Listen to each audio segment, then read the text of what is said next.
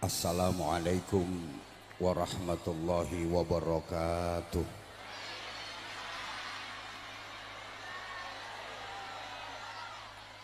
Bismillahirrahmanirrahim.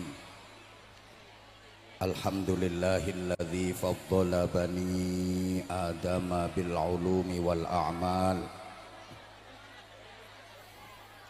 Asyhadu an la ilaha illallah wahdahu la syarikalah Al-Malikul Jalal, wa ashhadu anna Muhammadan abduhu wa rasuluh, as-sadiqul aqwali wal af'ali wal ahwal.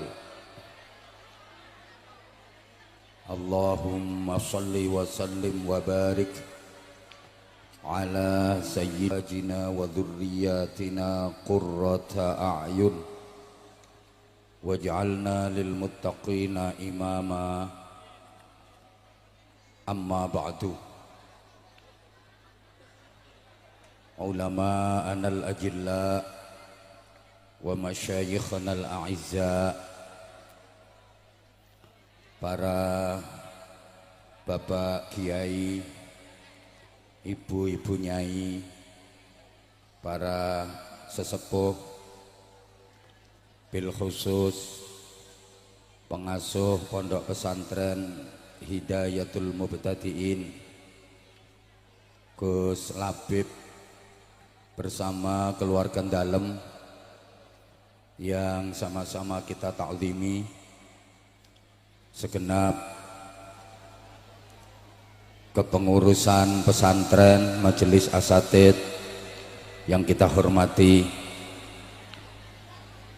Sadatuz Zu'ama, pejabat pemerintah dalam semua tingkatan bersama jajarannya, Bapak Bupati bersama Forkopimda, Pak Camat, Pak Kapolsek, Pak Dan Ramil yang kita hormati, Bapak Kepala Desa, perangkat-perangkat desa, tokoh-tokoh masyarakat bersama seluruh tamu undangan, adik-adik santri putra dan santri putri Pondok Pesantren Hidayatul Mubtadiin, Bapak dan Ibu wali santri, juga hadirin hadirat seluruh jamaah adamakumullah fi rahmatihi wa barakatihi wa ridha. Mudah-mudahan Allah senantiasa melimpahkan rahmat, barokah dan ridhonya kepada kita semuanya, amin Allahumma. Mudah-mudahan seluruh yang hadir di majelis mulia ini digolongkan termasuk orang-orang yang dibimbing Allah, dituntun Allah untuk terus berikhtiar maksimal menggapai kebahagiaan hidup, keselamatan hidup, kemuliaan hidup fid dini wad dunya wal akhirah. Mohon ikhlasnya panjenengan semua untuk membaca suratul Fatihah. Kita hadiahkan kepada muassis, pendiri, perintis Pondok Pesantren Hidayatul Mubtadiin ini bersama orang-orang yang berperan aktif dalam memperjuangkan pesantren ini. Juga kita doakan keluarga dalem, pengasuh pesantren, kita doakan santri-santrinya, dan secara umum pondok pesantrennya mudah-mudahan maslahah, manfaah, barokah, khususnya untuk santri putra dan santri putri yang tadi di wisuda khotmil Quran. Semoga benar-benar menjadi pribadi-pribadi yang Qurani, menjadi generasi yang solehin solehat. Santri-santri dari pesantren Hidayatul Mubtadiin semoga menjadi generasi harapan agama, harapan negara, menjadi generasi yang pengais bukan pengemis, yang perintis bukan pewaris, yang pelopor bukan pengekor, yang penggerak bukan penggertak, yang punya karakter bukan yang karaten, yang luar biasa bukan yang biasa di luar, yang terpelajar bukan yang kurang ajar, yang beradab bukan yang biadab, yang ahli zikir bukan yang tukang kentir, yang ahli Al-Quran bukan yang ahli pacaran. Mudah-mudahan bisa menyelamatkan, memuliakan, membahagiakan. Alhamdulillahirabbil alamin, arrahmanir rahim, maliki yaumiddin, iyyaka na'budu wa iyyaka nasta'in, ihdinas siratal mustaqim. Alamin. Ibu-ibu, bapak-bapak, adik-adik, seluruh jamaah yang saya cintai, yang saya hormati rahimakumullah. Keberadaan pondok pesantren di Indonesia ini sangat-sangat penting, terutama untuk melestarikan agama Islam dengan haluan ahlus sunnah wal jamaah.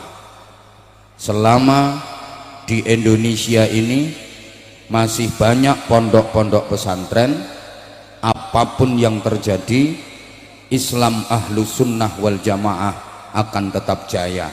Alhamdulillah. Tapi kalau pondok-pondok pesantren sudah tidak ada lagi di negeri ini, fantawiris sa'ah, tunggu saat hancurnya Islam, tunggu saat habisnya Islam. Sudah banyak bukti Bapak Ibu, adik-adik, para jamaah, negara-negara yang dulu sempat mayoritas penduduknya beragama Islam, belakangan Islam habis di negara tersebut. Di benua Eropa,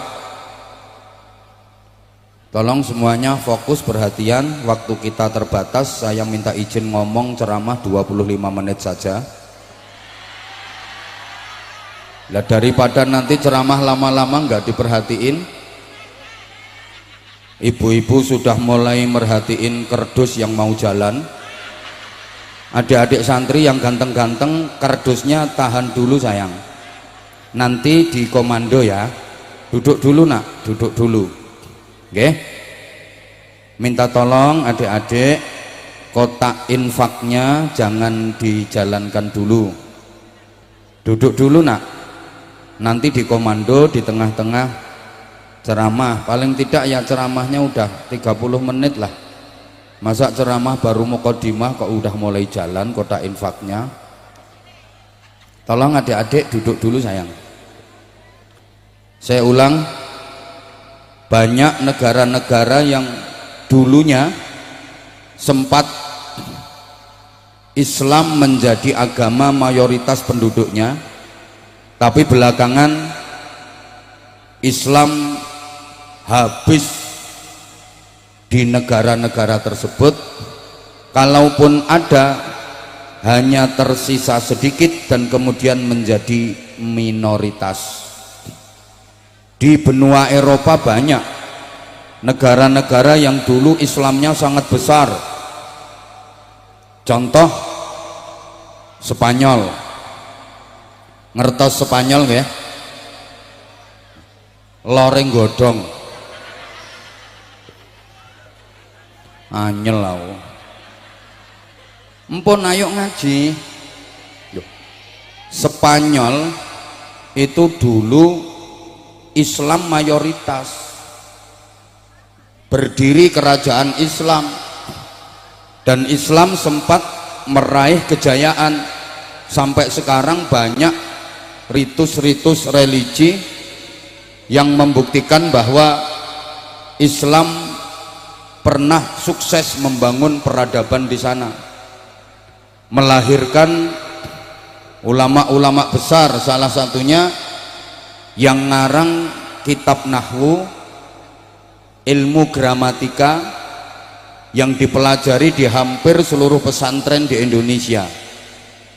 Kitabnya bernama Alfiyah Ibnu Malik. Pengarangnya itu orang Spanyol, duduk wong Karangawen. namanya Syekh Muhammad Jamaluddin bin Abdullah bin Malik Al-Jayyani Al-Andalusi. Andalusia itu Spanyol. Sekarang agama Islam sangat-sangat sedikit di Spanyol, tinggal sedikit, minoritas. Demikian pula Rusia, negaranya Vladimir Putin itu sekarang jadi negara komunis. Padahal dulu Rusia itu penduduknya mayoritas sempat beragama Islam. Sekarang Islam habis di sana. Kenapa? Karena di Spanyol, di Rusia itu nggak ada pondok-pondok pesantren, nggak ada madrasah-madrasah diniyah. Makanya agama Islam hilang dari sana. Allahumma sholli ala Muhammad. Wes nek Eropa kadoan, tolong ibu-ibu jenengan mboten usah ngingeti panganan nggih, mboten kira diparingi jenengan. Pon, salahmu dadi wong melarat ya ngono kuwi nasibe. Wis trimo didoprokne ning ngisor ora disuguhi apa-apa. Pon, yang di atas panggung kalau empati dan solidaritasmu tinggi gak akan tega makan karena merasakan derita yang ada di bawah. Kalau masih tetap makan berarti geragas, termasuk saya. Dia jangan mentang-mentang di atas enak-enak terus melupakan nasib yang di bawah. Yang di atas enak, duduknya nyaman, gak sesek-sesekan, gak ongkep, gak sumuk, ono suguhane, ono ngombene. Perhatikan yang di bawah, sesek-sesekan, ambu kelek kecut, ambu entut selengut-selengut, dipameri wong mangan pisan. Tolong sing ngusung-ngusung panganan stop. Opo ngene iki ngaji kok ana sing ganggu wae. Kadoan contoh Eropa. Udah tetangga kita Filipina. Ngertos nggih? Paling boten ten gene peta. Nek gak ngerti yo tahu nonton ning TV lah atau ngelihat di HP negara Filipina. Itu dulu mayoritas penduduknya beragama Islam. Makanya ibu kota Filipina itu namanya Manila. Aslinya berasal dari bahasa Arab amanillah. Aslinya ngono, tapi dijukuk gampangnya jadi Manila. Sekarang Islam habis di sana, tinggal minoritas sedikit banget. Kenapa? Karena di Filipina nggak ada pondok pesantren, nggak ada madrasah-madrasah diniyah. Kabare no Filipina tuh gak ono manakipan, gak ono yasinan, tahlilan, gak ono berkat. Mulane Islam habis, Karangawen, Gubuk, ya, Pilang Wetan, Kecamatan Kebon Agung, ngapunten, Pilang Wetan, Gubuk, dan rungokne toh Kebon Agung, selama masih ada berkatan maka Islam akan tetap jaya. Tapi kalau sudah tidak ada berkat, tunggu tanggal mainnya, Islam akan habis. Hidup berkat, hidup berkat.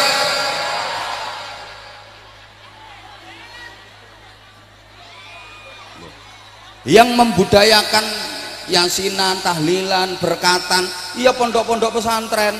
Nggih napa nggih? Lah wis saiki tajak ngaji sejarah. Sithik-sithik ae.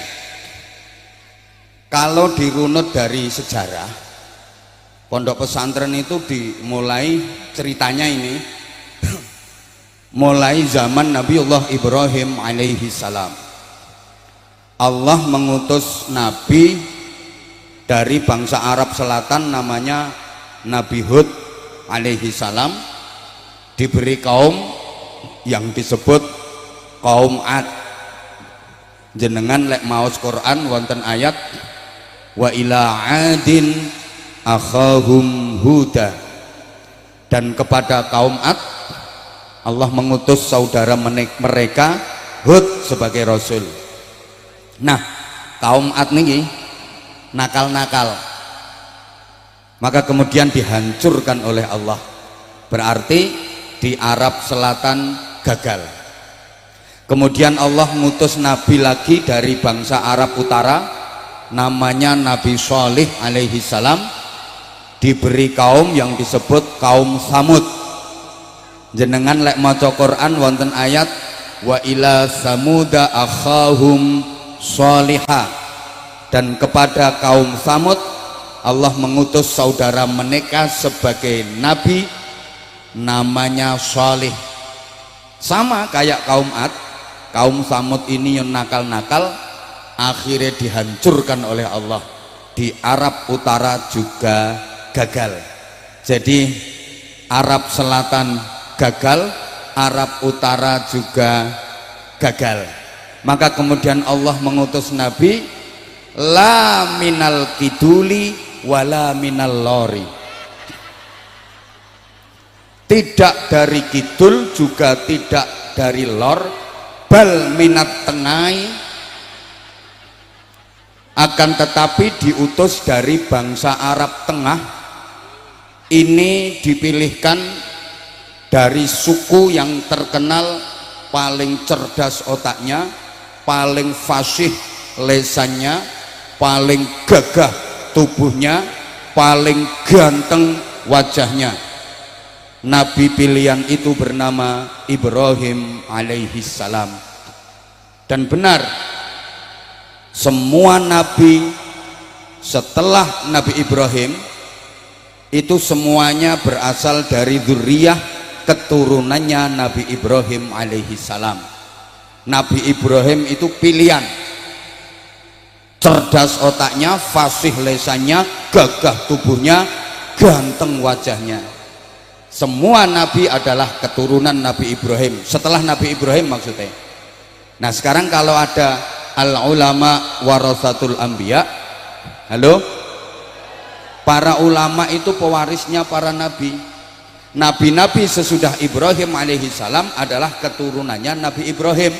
Nabi Ibrahim itu sangat ganteng, sehingga didawuhaken ma arsalallahu nabiyyan illa wa hasanal wajhi. Allah tidak mengutus seorang nabi pun kecuali wajahnya ganteng. Lah nek kiai pewarise nabi titenono, kiai kuwi rata-rata wajahe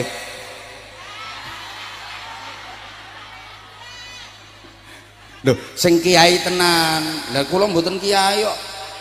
Lho, lamono mboten ganteng niku nek wis dadi kiai ada aura tersendiri.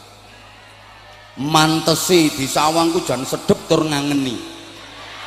Walaupun janjane ora bagus, ning nek wis dadi kiai mengandung aura. Lho umpama nek orang ganteng ora bagus ya ora apa-apa, ora dadi syarat. Innallaha la yanzuru ila suwarikum wala ila ajsadikum wala ila ahzabikum walakin yanzuru ila qulubikum wa niyatikum. Yang dipandang Allah, yang dinilai Allah bukan tubuhmu, bukan wajahmu, bukan nasab keturunanmu, tapi niat dan hatimu. Iki dalile kiai sing orang ganteng.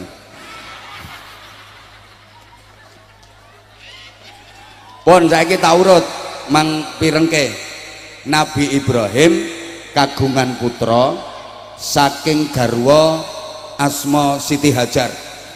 Putranya bernama Ismail alaihi salam, diangkat jadi nabi. Dipun paringi pusaka namine Masjidil Haram wonten Makkatil Mukarramah.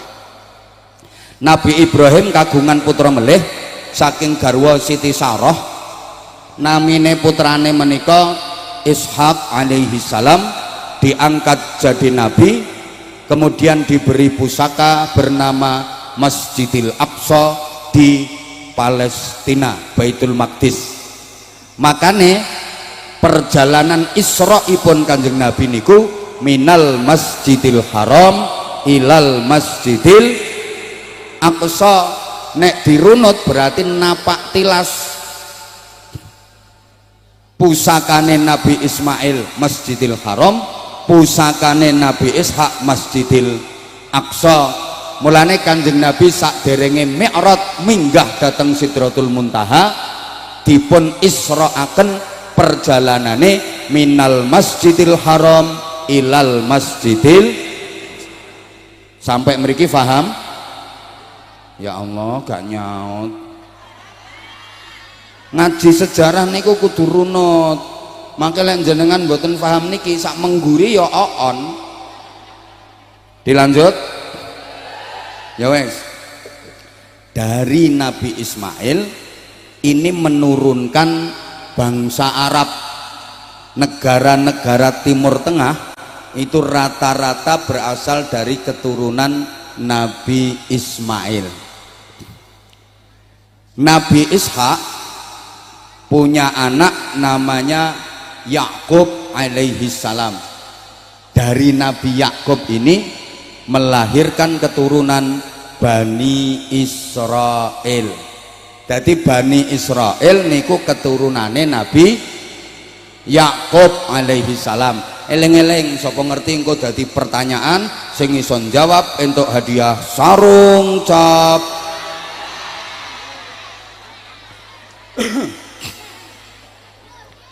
Bani Israel niku keturunan saking Nabi Yakub. Bani Israel niku bangsa wong pinter. Wonge pinter-pinter ning serakah. Mulai dulu serakah bukan hanya urusan ekonomi, sampai gudange Nabi niku Bani Israel. Nabi paling kathah niku Bani Israel. Dari 124.000 nabi sing paling kathah niku keturunan Bani Israel. Dan Bani Israel itu serakah, maunya nabi-nabi itu dikuasai oleh mereka. Tidak boleh ada nabi yang bukan keturunan Bani Israel. Makanya sampai sakniki tidak mau mengakui kerasulan Nabi Muhammad Shallallahu Alaihi Wasallam. Soale Kanjeng Nabi sanes keturunane Bani Israel. Wong Bani Israel gak kira gelem nampa. Dulu kalau ada nabi yang bukan keturunan Bani Israel, direbut sama Bani Israel untuk di Bani Israelkan, dijadikan sebagai Bani Israel. Contoh Nabi Ayub alaihi salam niku nabine wong Eropa. Nabi Ayub niku diutus ke negara Yordania. Akhirnya dipundhut putu mantu dening Nabi Yusuf yang Bani Israel, dipun angsalaken kalih putu putrine Nabi Yusuf asma Siti Rohmah. Akhirnya diboyong ten Israel, bangsa Yordania, bangsa Eropa kelangan nabi. Mergo diboyong nang Israel, akhirnya bangsa Yordania, Eropa kelangan nabi. Tapi lumayan wis tahun duwe nabi walaupun akhirnya kelangan. Daripada Indonesia setiap ada nabi mesti palsu. Saiki ngaku dadi nabi, rong dina maneh tangkep polisi. Itulah nasib nabi-nabi di Indonesia. Halo? Lanjut mboten niki? Yes. Nabi Yakub nggadah pinten-pinten putra, salah satunya bernama Is. Nah, dari Is ini yang melahirkan keturunan bangsa Amerika, bangsa Eropa. Jadi wong Amerika, wong Eropa, Inggris, Prancis, Jerman niku nek diurut munggah nasabe jelas teko Is bin Yakub, Yakub bin Ishak, Ishak bin Ibrahim. Jelas nasabe. Ngono. Sing ora patek jelas nasabe iki wong Pilang Wetan. Lho iso-iso ngono-ngono kuwi nek diurut munggah tekan Bathara Kala. Engko nang diurut mendhuwur tekan Raja Firaun. Engko diurut mendhuwur tekan Qarun. Engko diurut mendhuwur tekan Abu Jahal. Halo? Halo? Ora patek penting. Sing penting kitanya Karena yang dinilai Allah bukan mbah-mbah kita, kakek-kakek kita. Yang dinilai Allah adalah prestasi kita, kebaikan kita. Betul? Apa artinya kalau mbah-mbahnya orang baik-baik, tapi kalau kitanya orang yang ndak genah? Ya mending mbah-mbahnya orang-orang biasa, tapi kitanya luar biasa. Betul? Oh no. Wis ngene ae, pokoke ayo ndandani awake dhewe-dhewe. Pun ngoten mawon pesen kula, ora usah didawak-dawakke, engko digoreng. Wong saiki niku ceramah 1,5 jam, berarti 90 menit toh. Nah, yang 80 menit itu baik, bagus. Yang 10 menit elek. Lha iku sing ditampilno iku sing 10 menit. Mulane jenengan harus bijaksana dalam bermedsos. Itu saja pesan saya. Ambil sisi baiknya, hilangkan sisi buruknya. Itu kalau niatnya mau berjihad lewat medsos. Jangan malah memprovokasi umat. Kasihan umat mumet. Wis toh ayo. Ya Allah wis gak tak terus nih. Pokoknya nek ajaan kita ya ayo ibda binafsik. Kita mulai memperbaiki dari diri kita masing-masing. Allahumma sholli ala Muhammad. Dah, kalau Nabi Ismail dikasih pusaka Masjidil Haram, Nabi Ishak dikasih pusaka Masjidil Aqsa. Runutan dari masjid ini turun sampai ke Rasulullah Muhammad sallallahu alaihi wasallam. Perjalanan Isra-nya minal masjid ilal masjid.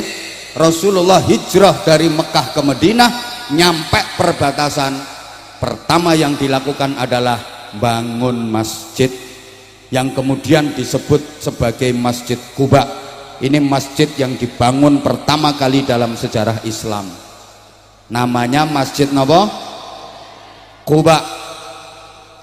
Ini masjid yang menjadi rutinitas Rasulullah setiap malam minggu. Jadi setiap Sabtu sore, malam Ahad, Rasulullah tindak menuju ke Masjid Quba. Imma masyian wa imma raqiban, kadang jalan kaki, kadang berkendara, naik onta, naik kuda untuk ke Masjid Quba. Karena Rasulullah ngalap barokah saking tumurunipun ayat la masjidun ussisa 'alat taqwa. Para jamaah, siapa yang sholat 2 rakaat di Masjid Quba, pahalanya sama dengan ibadah umroh. Kalau sholat 4 rakaat di Masjid Quba, pahalanya sama dengan ibadah umroh 2 kali. Maka semua jamaah haji, jamaah umroh itu pasti berkunjung ke Masjid Quba untuk iktikaf dan menjalankan sholat. Mudah-mudahan yang hadir ikhlas ikut majelis mulia hari ini, dimudahkan Allah untuk bisa ke sana. Ke sana lo tanganku nondiarai. Bener ya? Oh ya wis bener kulon kono berarti pas. Muga-muga digampangno karo Gusti Allah. Ya Allah. Niku Masjid Quba iki nggone nang Madinah. Sama nek mboten ngertos Madinah niku kilene Madiun. Ya leres kok Madiun ngulon terus engko tekan Madinah. Allahumma sholli ala Muhammad. Masuk ke jantung kota, Rasulullah nyari tempat yang strategis untuk bangun masjid lagi.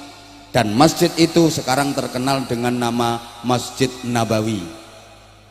Para jamaah, orang itu kalau ke Masjid Nabawi di Madinah, yang paling dicari-cari adalah Raudhah. Semua pengen masuk ke Raudhah, sampai antri-antri. Dan sekarang untuk bisa masuk ke Raudhah harus pakai tasreh, namanya surat izin. Kalau nggak bawa tasreh surat izin dari muassasah, nggak bisa masuk ke Raudhah. Kenapa semua berebut ke Raudhah? Karena Raudhah adalah taman surga. Itu sabdanipun Kanjeng Nabi Muhammad sallallahu alaihi wasallam. Ma baina baiti wa mimbari raudhatun min riyadil jannah. Tempat antara rumahku sampai dengan mimbarku adalah taman surga. Kenapa tempat itu disebut taman surga? Kok enggak seluruh bangunan masjid yang luas itu semuanya dianggap sebagai taman surga? Kok hanya tempat itu antara daleme Kanjeng Nabi sampai mimbare Kanjeng Nabi, kurang lebih ukurannya 27 kali 16 meter, panjang 27 meter, lebar 16 meter, kurang lebih, soalnya aku dewe ora tau ngukur. Kenapa hanya itu yang disebut raudhah, taman surga? Kok enggak semua bangunan masjid? Para jamaah, sebab di tempat itulah Rasulullah mendirikan pondok pesantren. Pondok pesantrennya Rasulullah itu namanya raudhah. Loh, apa kok berani bilang itu pondok pesantren? Ya karena di tempat itu Rasulullah mendidik para santrinya, Rasulullah mengajar sahabat-sahabatnya. Di tempat itu Rasulullah mulang ngaji tenggene santri-santri ini, murid-muridnya, sahabat-sahabatnya. Dan malaikat Jibril menyampaikan wahyu kepada Rasulullah lebih sering ke raudhahnya daripada ke masjidnya. Allahumma sholli ala Muhammad. Ini berdasarkan penelitian riwayat hadis. Malaikat Jibril itu jauh lebih sering menemui Rasulullah di raudhahnya, di pesantrennya, daripada di masjidnya. Gitu loh Bu. Jadi pondok pesantren Rasulullah itu namanya Raudhatun min Riyadil Jannah, taman surga. Maka semua pondok pesantren termasuk pondok pesantren Hidayatul Mubtadiin ini besok di akhirat akan diangkat ke surga oleh Allah. Semua orang yang pernah ngaji di pondok pesantren insya Allah masuk surga. Sak wali santrine nek bayare syahriyah ora telat,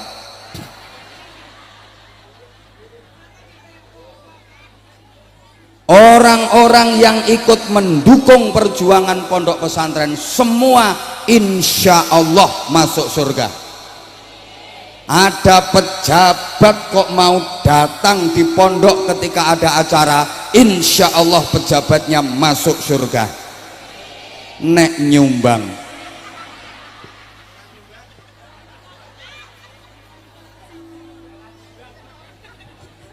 halo, dilanjut betul. Bukan Nabi lek dawuh gini sayang, man ra'ani dakhalal jannah wa man ra'ani dakhalal jannah, man safahani dakhalal jannah wa man safahani dakhalal jannah, man ta'allama bi dakhalal jannah wa man ta'allama bi dakhalal jannah. Kama qala. Kok mantuk-mantuki ngerti artinya apa Bu ya? Siapa yang pernah melihat aku dalam keadaan iman, dia masuk surga. Siapa yang pernah melihat orang yang pernah melihat aku dalam keadaan iman, dia masuk surga. Terus siapa yang pernah berjabat tangan dengan aku masuk surga. Siapa yang pernah berjabat tangan dengan orang yang pernah berjabat tangan dengan aku masuk surga. Siapa yang pernah belajar ngaji bersama aku masuk surga. Siapa yang pernah belajar ngaji bersama orang yang pernah belajar ngaji kepada aku masuk surga ila yaumil qiyamah, terus ngantos dinten kiamat. Alhamdulillah. Santrine Kanjeng Nabi nggih kathah Bapak Ibu. Keng tebe-tebe wonten santri saking negara Jerman namine Suhaib Ar-Rumi, wonten santri saking India. Halo, mbok gak dirungokno, namanya Salman Al-Farisi dari Persia, budal mondok nyantri ten gene Kanjeng Nabi. Wonten saking Afrika namine Bilal bin Rabah. Mulane pondok pesantren diakatakan serius niku biasane santrine keng tebe-tebe. Mang tingali, mang titeni, pondok-pondok besar, pondok-pondok sepuh niku rata-rata santrine keng tebe-tebe. Halo, dilanjut apa mboten?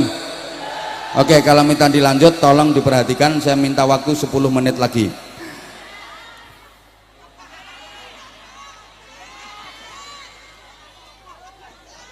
Kanjeng Nabi mulang santri-santrine, rungono tuh sayang, tenggene pondok pesantren meriku.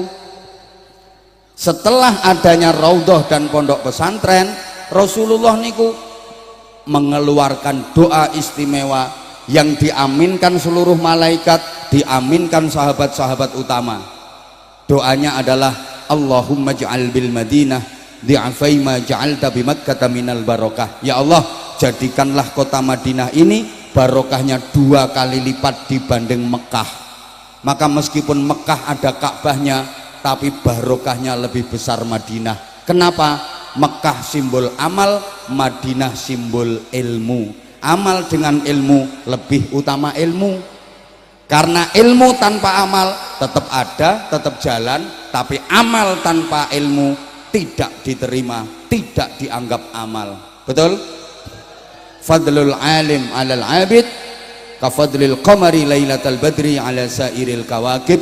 Keutamaan orang berilmu dibanding ahli ibadah yang tidak berilmu itu seperti perbandingan bulan di malam purnama dibanding bintang gemintang. Kalau bulan purnama sudah muncul, maka cahaya bintang pun akan redup. Betul? Ya Allah, serati gatek ke aku rasa semangat sampai anak tiwas leku petentengan memek wes saiki tak lanjut. Kanjeng Nabi mulang santri-santrine ten pondok pesantren. Lah santrine Kanjeng Nabi niku saking tebe-tebe, kepala pesantrene namine Abu Hurairah. Jadi pondok pesantren niku wis mulai wonten kawit zaman Kanjeng Nabi. Allahumma sholli ala Muhammad. Nah, garwane Kanjeng Nabi sing diajak ngasuh pesantren niku Sayyidah Aisyah. Garwane Kanjeng Nabi kata, yang diajak ngasuh pesantren Sayyidah Aisyah. Makanya Kanjeng Nabi dawuh, inna habban nisa ilayya Aisyah wa inna habbar rijal ilayya abuha. Wong wedok sing paling tak cintai Aisyah, wong lanang sing paling tak cintai bapaknya Aisyah, Abu Bakar Siddiq. Kenapa? Ya karena Sayyidah Aisyah itu berkaitan dengan pendidikan. Istrinya Rasulullah yang paling banyak meriwayatkan hadis adalah Sayyidah Aisyah radhiyallahu anha. Terus saiki diurut, Kanjeng Nabi mulang sahabat, sahabat mulang tabi'in, tabi'in mulang tabi'in terus mudun ringkes waktune wis mepet sampai tekan Indonesia. Yang membawa Islam ke Indonesia adalah para aulia yang di Indonesia kita kenal dengan Wali Songo. Wali Songo itu sebenarnya ada beberapa kurun, ada 3 generasi. Nah, generasi yang terkenal itu kurun ketiga. Generasi yang ketiga mulai Maulana Malik Ibrahim, Sunan Ampel, Sunan Bonang, Sunan Giri, Sunan Derajat, Sunan Kudus, Sunan Muria, Sunan Gunung Jati, Sunan Kalijogo niku. Halo? Ya Allah. Iya. Menyebarkan Islam ke Indonesia masuk mulai abad ke-14. Jadi rondok telat Bapak Ibu ngapunten, masuknya Islam ke Indonesia itu dibanding negara-negara lain agak telat. Abad 14 setelah runtuhnya kerajaan Majapahit. Loh, Islam harus merambah Eropa itu abad ke-7. Ten gene Spanyol, ten gene Rusia, abad ke-7. Sama lek krungu ana wong maca hadis rawahul Bukhari, hadis ini riwayat Imam Bukhari, itu orang Rusia. Lah nek Imam Bukhari tonggomu kan bakul sego goreng.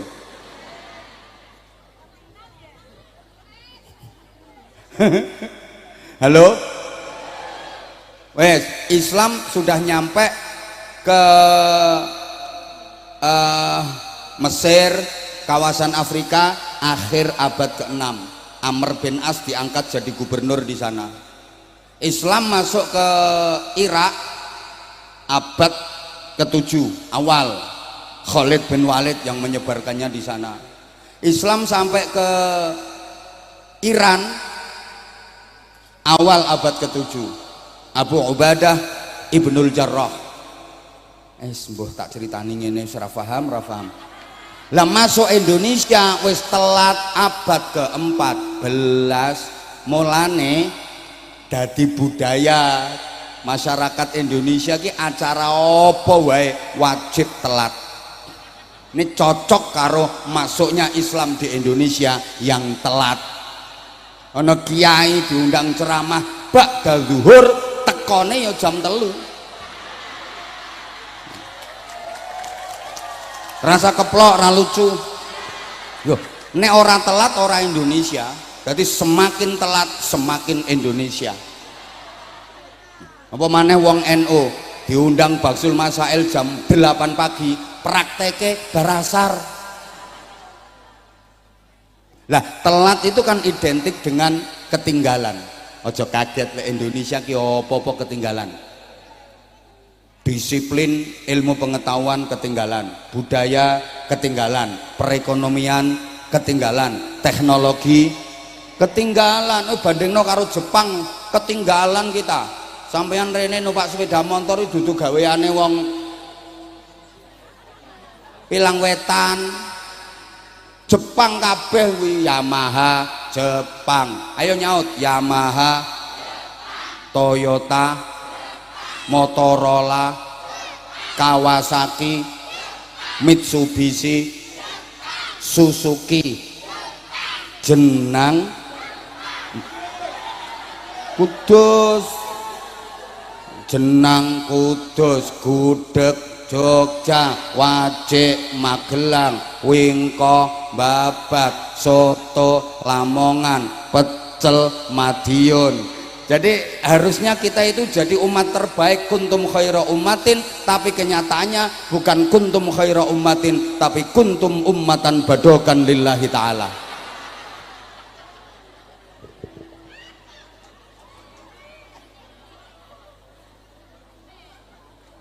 Lho mergo mlebune Islam nang Indonesia ki telat. Mulane masyarakat kita ki acara apa ae ya wajib. Semakin telat semakin Indonesia. Loh, kalau tidak telat ya tidak Indonesia. Loh, kita itu kadang-kadang maaf nggak bangga dengan produk sendiri, dengan negara sendiri. Kita malah lebih bangga dengan produk luar. Makanya lagu Indonesia Raya kayak lo, Indonesia tanah airku, tanah tumpah darahku, di sanalah aku berdiri. Di sana tuh di mana? Kan mestinya di sinilah ya. Indonesia tanah airku, tanah tumpah darahku, di sinilah aku berdiri. Tapi ya aja dirubah, engko mbok rubah. Ora entuk engko ngane-nganehi kowe. Di sinilah aku berdiri. Ya coy pakeme di sanalah ya di sanalah. Anggapen kowe lek nyanyi dari luar Indonesia. Ngono. Halo. Mulane sing apik-apik ya di sana, sing di sini tiba sing elek-elek. Lho ora ngandel. Sing apik-apik tiba di sana. Halo. Sing apik-apik tiba di sana, ora di sini kok. Wedhus sing apik, wedhus Australia. Di sana. Sampeyan terima oleh wedhus kacangan sing bungkringen kuwi. Lho jajal to. Sing apik-apik kok di sana. Ana kacang enak ya kacang Cina. Wong sing ngiciri lho, wong Pilang Wetan. Tapi diarani kacang nangka sing larang kan nangka londo. Jajal. Jambu sing apik jambu Bangkok. Jajal. Apel sing larang ya apel Australia, anggur sing apik anggur Amerika. Jajal. Rumput sing kuat rumput Jepang, kunci sing kuat kunci Inggris. Lah sing wehmu apa? Gula kuwi, gula Jawa ndelewer kaya curek kuwi. Anyel lho. Kowe ora bangga karo wekmu dhewe kok.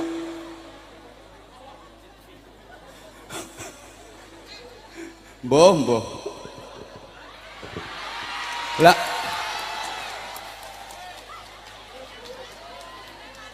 iya. Lah para wali menyebarkan Islam di Indonesia melalui wadah namanya pondok pesantren. Kanjeng Sunan Maulana Malik Ibrahim iki nggih pondok pesantren nang Gresik kono. Raden Rahmatullah Sunan Ampel bangun pondok pesantren ning Ampel Dento Surabaya. Lho santrine Jeng Sunan Ngampel niku mirip santrine Kanjeng Nabi. Wonten santri sing putrane piyambak namine Maulana Makhdum Ibrahim yang kemudian menjadi Sunan Bonang. Wonten putrane melih namine Sayyid Qasim yang kemudian menjadi Sunan Derajat. Ono santri niku putra dari ulama terkemuka Maulana Ishaq, namanya putranya itu Raden Paku Sayyid Ainul Yakin yang kemudian menjadi Sunan Giri. Ada santri putra kerajaan Sriwijaya teko Palembang namanya Raden Husain kemudian menjadi Adipati Terung. Wonten santri putra kerajaan Majapahit namanya Raden Hasan garis miring Raden Fatah kemudian menjadi Raja Islam pertama, Sultan kerajaan Islam pertama yang di Demak Bintoro.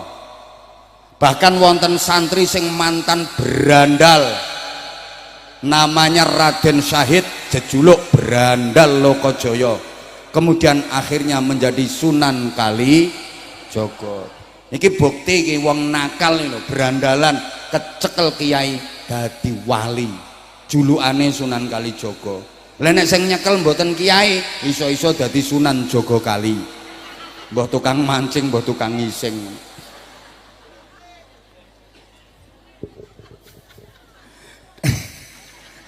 Para wali membangun pondok pesantren, akhirnya mencetak kader-kader ulama, mencetak kader-kader kiai untuk disebar di masyarakat, mengajarkan agama Islam yang sukses membawa perubahan agama terbesar di Indonesia sampai masyarakat Indonesia mayoritas memeluk agama Islam. Padahal dulunya banyak yang nggak kenal Tuhan, ateis, ada yang animisme, ada yang dinamisme, ada yang gugon Tuhan, ada yang kejawen, ada yang masih purba kayun, Darmo gandul, gandule Kang Darmo,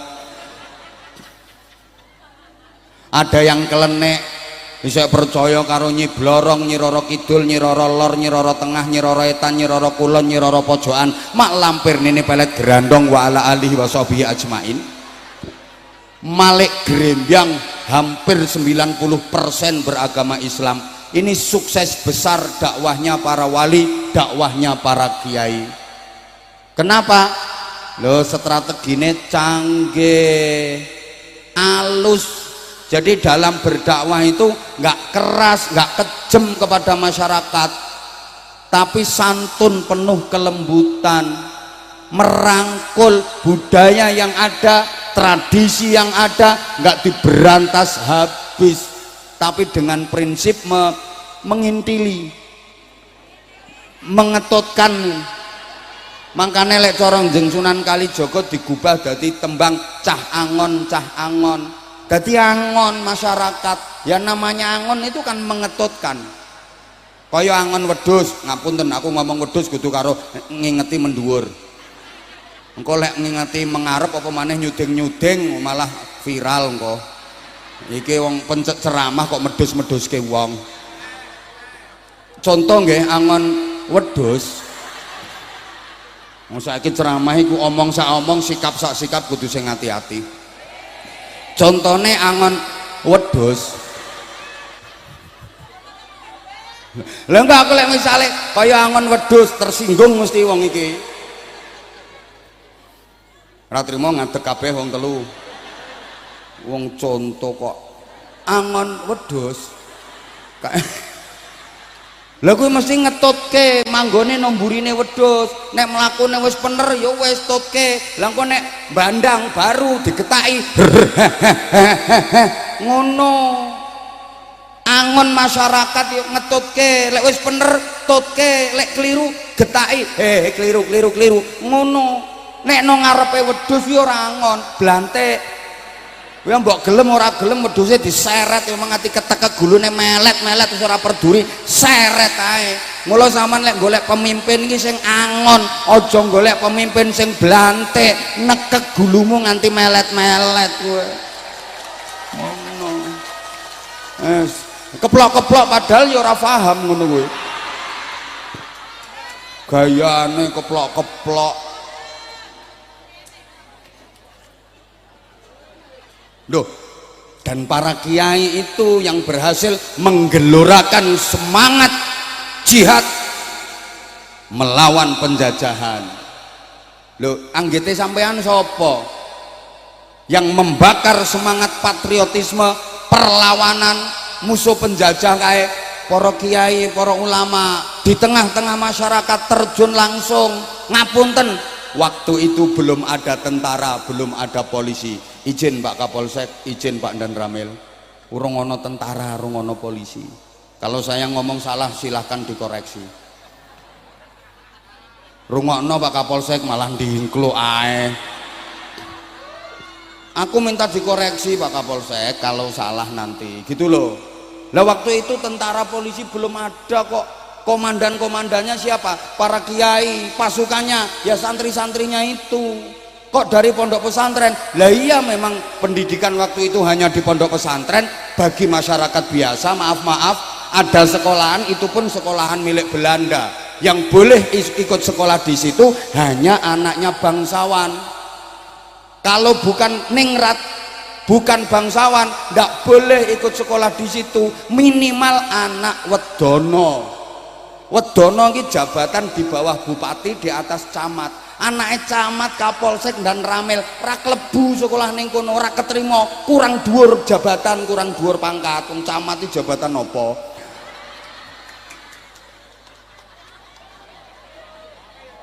Lah terus larinya kemana anak-anak masyarakat pendidikan? Ya ke pondok pesantren. Halo, halo. Lah kok kiai yang berhasil mengobarkan semangat perlawanan? Lah masyarakat ini kalau ada apa-apa larinya ke kiai. Mulane lek ambek kiai do manut. Saiki calon nopo wae lek arep nyalon kae mesti do demek-demek maro kiai. Nek wis dadi ya tinggal. Nggih napa mboten? Anyel aku. Lho masyarakat yang tenopo lak mara ten kiai. Wong kiai iki nggon sambat-sambatan. Anak nakal yang Mbah Yai nyuwun berkah, anak kula nakal, suwuk kiai waras nakale. Mbah Yai nyuwun berkah, utang kula kathah, Mbah Yai paringi donga, pengen cepet lunas gampang. Wacake ayat kursi ping 1000 tanpa ambekan. Lunas sak wong-wonge. Mbah Yai, bojo kula cerewet banget Mbah Yai, nyuwun donga nggo mbungkem cangkeme wong wedok. Wacake summum bukmun umyum fahum la yarjiun. Kuwi bungkeman cangkeme kirek. Lah bojo cerewet kok diwacake kuwi padha wae.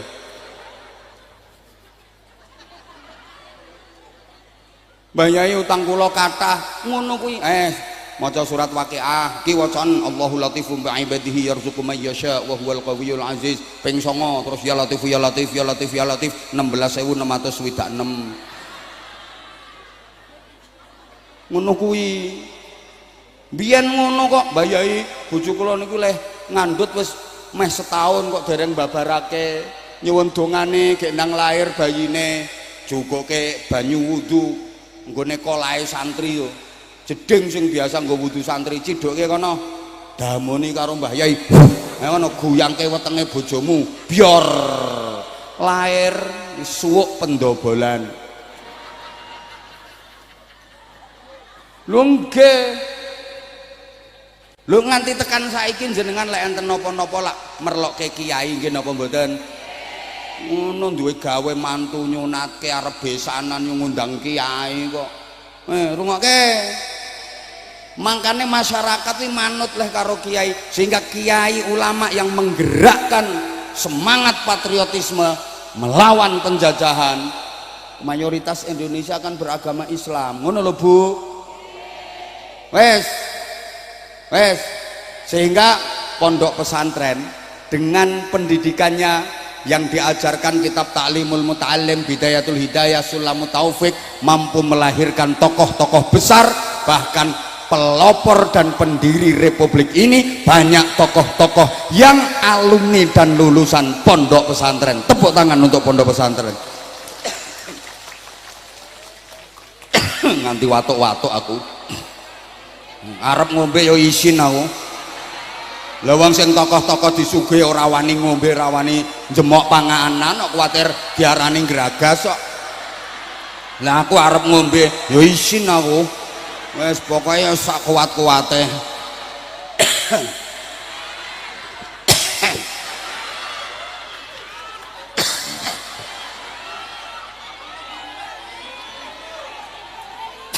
Moh isin. Amit nun sewu. Engko ndak kudu ngombe. Sampun kula mboten ngingeti, arep jenengan dahar monggo. Monggo Pak Camat, Pak Kapolsek, Pak Dan Ramil nek ra duwe isin. Ngopo kok sik utuh niki?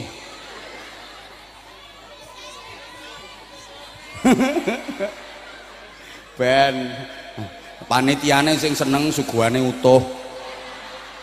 Allahumma sholli ala Muhammad. Kae mang tingali kae pahlawan-pahlawan nasional kae akeh sing produk pondok pesantren, kathah ulamae, kathah kiyaine, sampai peristiwa 10 November yang kemudian akhirnya diperingati sebagai Hari Pahlawan itu sebagai apa namanya ekspresi realisasi ngestoaken dawuhe Mbah Hasyim Asy'ari ketika mengeluarkan fatwa resolusi jihad 22 Oktober 1945 yang kemudian diapresiasi oleh pemerintah sebagai Hari Santri Nasional. Lah kae musuhe tentara sekutu kae. Tentara sekutu ya ora sing nanggone sirahe sampean kuwi kutu kuwi. Kae gabungan tentara Belanda, Inggris, Amerika, Perancis, gek senjatane canggih. Tentarane profesional. Cobi. Lah Indonesia ki rakyat Indonesia, para ulama, para kiai, para santri, masyarakat lha kuwi ra duwe senjata canggih kok. Hanya bambu runcing. Bambu runcing ku bahasa Inggrisnya the pucuan. Lho kok iso menang musuh bedil, musuh laras panjang, pistol laras pendek, musuh granat, musuh bom, kok iso menang pucuan, menang pring. Ayo, bahkan kerikil-kerikil cilik kuwi lho. Kuwi dadi bom kuwi. Mergo ditirakati kalih para kiai. Waktu kerikil cilik-cilik niku diposoni terus diwacake ayat waradallahu alladhina kafaru bighaidhihim lam yanalu khaira wa kafallahu almu'minina alqital wa kana Allahu qawiyyan aziza. Sebulke no kerikile kuwi kok mbok ana montor tenge tentara sekutu kae terbuat dari baja kae. Ming trimo diantem kerikil meledak wi montor tenge dor kayak lah meledak apa ana meledak kok crut ngono ora meledak kayak ana jet tempur pesawat tentara sekutu ming trimo diantem nganggo kerikil teko ngisor jet tempur lho kuwi diantem kerikil kuwi terus we ora yo meledak tapi aku mau ngagetke sampean duar ngono mau ora dor ngono mau iki ming duar ngono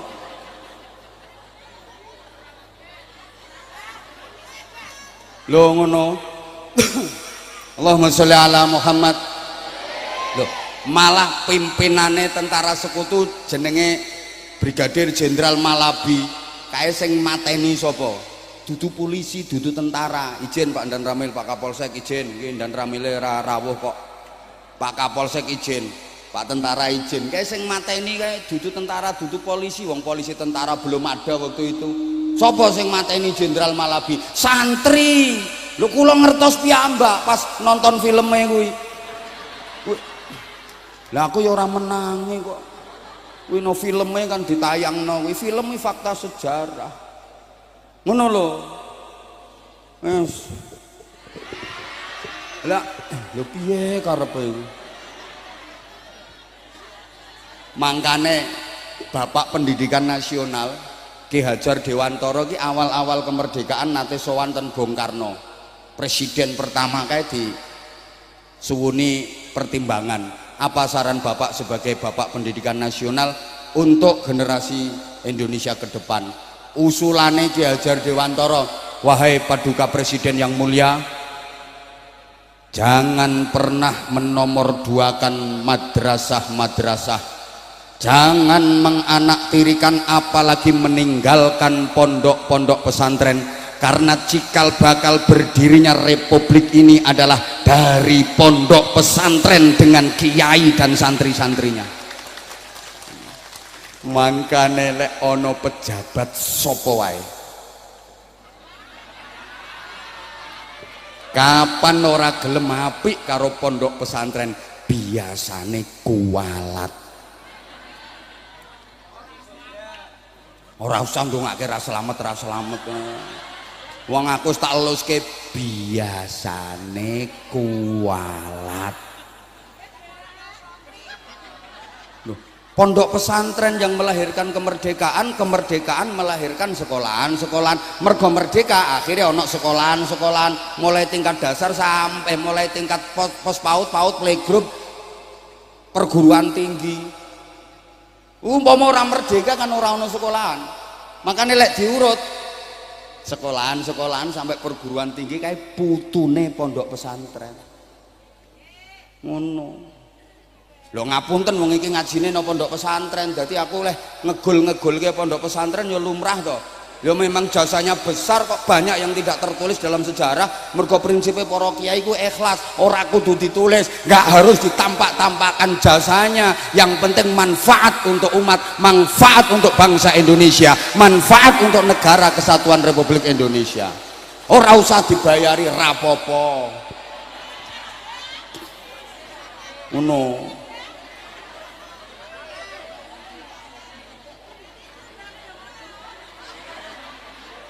Lah nek saiki bayaran niku penting napa mboten? Kira-kira dadi kapolsek mboten dibayari purun napa mboten? Dadi camat mboten enten bayarane purun napa mboten?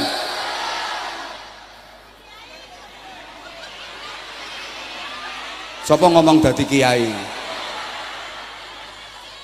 Loh kenapa yang disorot hanya kiai? Ngono. Lho kiai bayarannya luwih gede timbangane camat. Lho jasane luwih gede kok kiai timbang camat. Ayo adu-adunan jasa. Umpamane ngoten no. Ini hukum sosial weh, sampean ora usah kate aneh-aneh. Ngoten no. Wong iri do terus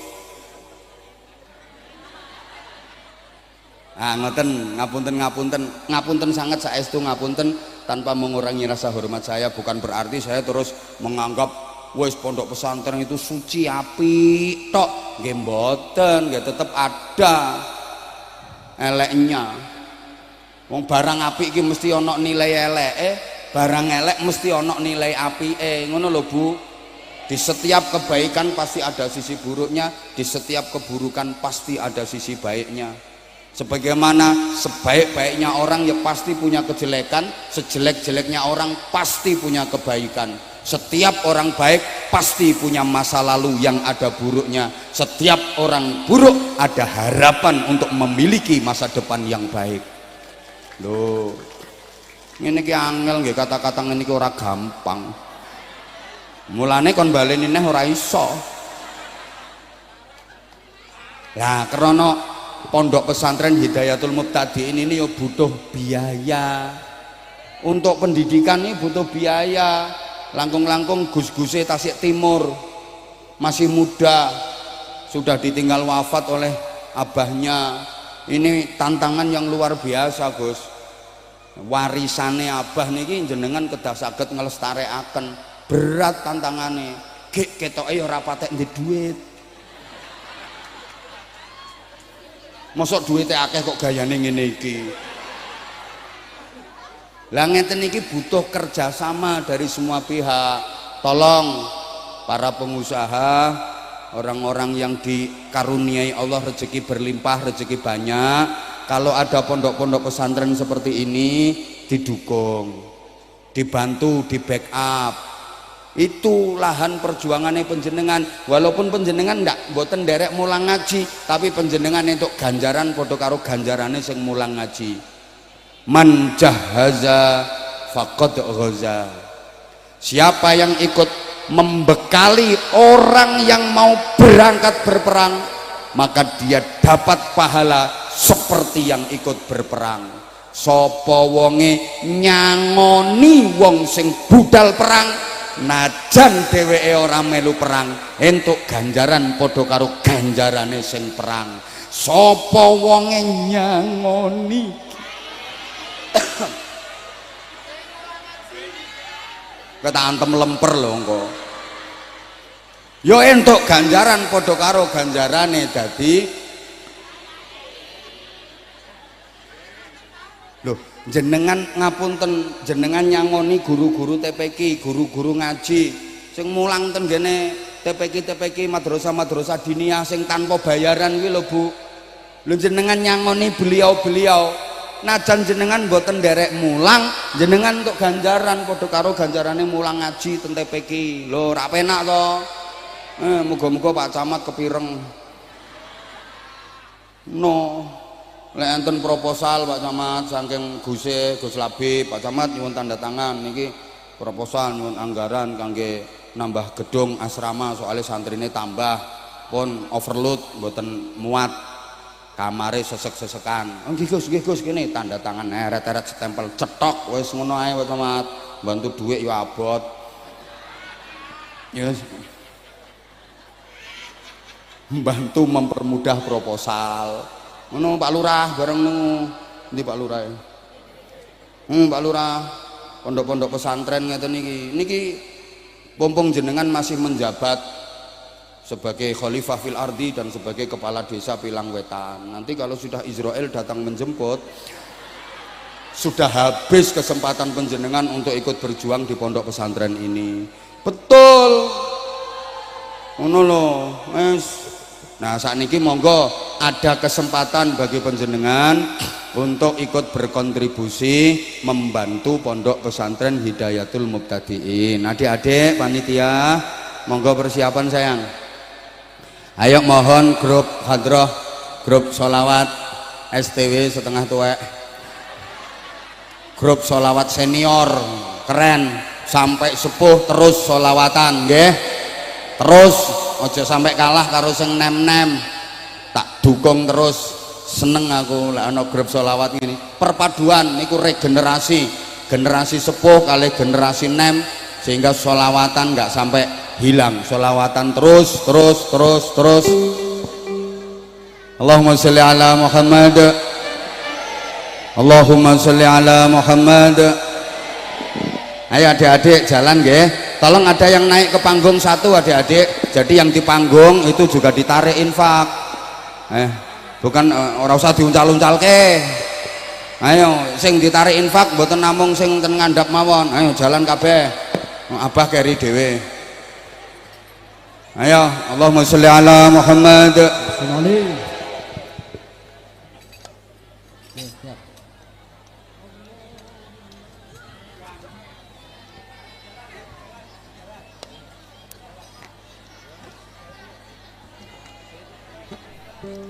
Ayo monggo.